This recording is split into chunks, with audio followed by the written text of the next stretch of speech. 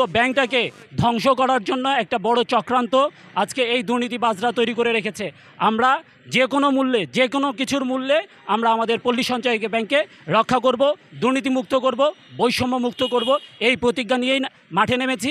এবং আগামীতেও যদি এইরকম বৈষম্য, দুর্নীতি, স্বৈরাচারী বিরাজ থাকে, আমরা ঘুষ এবং যে কোনো ধরনের বাণিজ্য, নিয়োগ বাণিজ্য, প্রমোশন বাণিজ্য, যে কোনো বাণিজ্য যদি বিরাজ করে, তাহলে আমরা বিরুদ্ধে প্রতিরোধ গড়ে তুলব, কঠোর অবস্থানে যাব আমরা, এই আমাদের প্রতিজ্ঞা।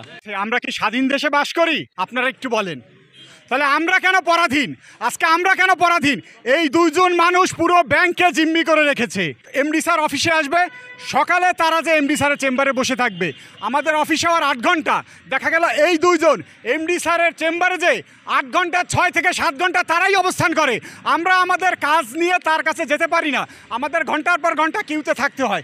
অথচ এই দুইজন এমডি স্যারের সহায়তায় সমস্ত ধরনের অর্থনৈতিক কর্মকাণ্ড, যেগুলো অবৈধ লেনদেন, নিয়োগ বাণিজ্য, প্রমোশন বাণিজ্য, ঘুষ বাণিজ্য, সমস্ত কিছু করে থাকে। স্বৈরাচারিতা, শোষণ করা এবং দুর্নীতির রন্ধে রন্ধে যত কিছু দুর্নীতি করা যায়, পলিউশন, নিয়োগ বাণিজ্য, প্রমোশন বাণিজ্য, পদোন্নতি বাণিজ্য, এমন কোনো সেক্টর নাই যেখানে তারা দুর্নীতি করে নাই।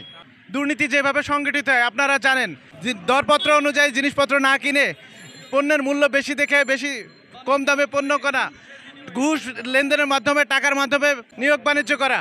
আইটিতে খালি কোনোভাবে কেনাকাটা হয়েছে সব কিছু, কোনো কিছু ডকুমেন্টেশন করা হয়নি, কোনো পাসওয়ার্ড প্রোটেক্টেড কোনো কিছু করা হয়নি। সিস্টেমটা পুরো আনস্টেবলভাবে রয়ে গিয়েছে। এখানে কোনো সিকিউরিটি কমপ্লায়েন্স নাই, কোনো কিছু নাই, শুধু কেনাকাটা হয়েছে। এখানে আমরা ঢোকার পরে দেখতেছি এই জায়গাটা পুরাটা ভ্যাকেন্ট এবং কোনো কিছু নাই, কোনো সিস্টেমের আগামাথা নাই, কোনো কিছু নাই। এই অবস্থায় আবার এমডি স্যার আমাদের বলেন যে তোমরা এভাবে ছেড়ে দাও, যারা আছে তাদের সাথে নিয়ে আমরা আগাবো, নাহলে আমি নাই। একজন দায়িত্বশীল এমডি স্যার এটা কিভাবে বলেন যে সিস্টেম তোমরা ছেড়ে দাও, যাদের দিয়ে আছে, যারা আছে তাদেরকে নিয়ে আমরা আগাবো?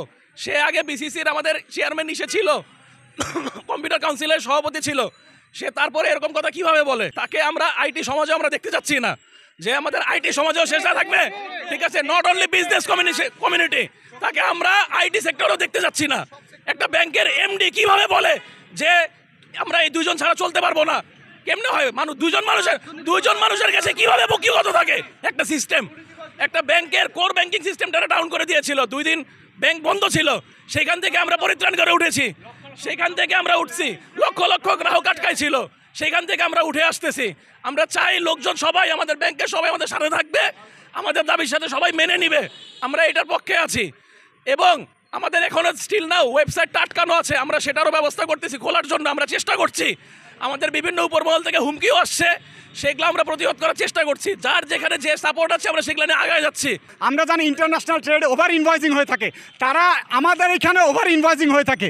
ব্যাংকে যে সমস্ত কম্পিউটার বা ল্যাপটপ ব্যবহার করা হয় তার মূল্য কত হতে পারে আপনারা সবাই জানেন, 1 লাখ টাকা বা তার আশেপাশে।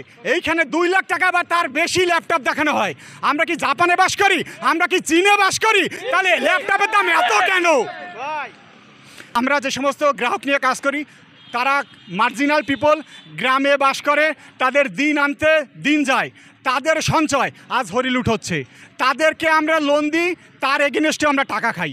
আমাদের যে সমস্ত কর্মকর্তা কর্মচারী আছে তাদের আমরা যখন হোম লোন দিই তার এগেনস্টে আমরা টাকা খাই। কাউকে পানিশমেন্ট স্বরূপ সাসপেন্ড করা হয়েছে, সাসপেন্ড উইথড্রর জন্য টাকা নেয়, এমন কোনো সেক্টর নাই তারা দুর্নীতি করে না।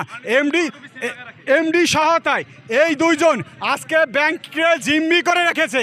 তাই আমরা সবাই এই দুইজনকে অবাঞ্ছিত ঘোষণা করলাম। তাদের কোনো ধরনের প্রবেশ অধিকার, আমরা সমস্ত প্রবেশ অধিকার তাদের নিষেধ করলাম। তারা এই ব্যাংকে আর ঢুকতে পারবে না, তারা আজকে থেকে এই ব্যাংকে অবাঞ্ছিত। বৈষম্য থাকবে না, তারপরে স্বৈরাচারী থাকবে না এই সঞ্চয় ব্যাংকে। যে কোনো অন্যায়ের বিরুদ্ধে পল্লী সঞ্চয় ব্যাংকের কর্মীরা আমরা আজকে কথা বলতে শিখেছি, আমরা আগামীতেও কথা বলবো এই ইস্যুতে। এদের আইটি মানে আমাদের সার্ভার পুরো ড্যামেজ করে রেখেছে, আমরা ডাউন করে রেখেছে। আমরা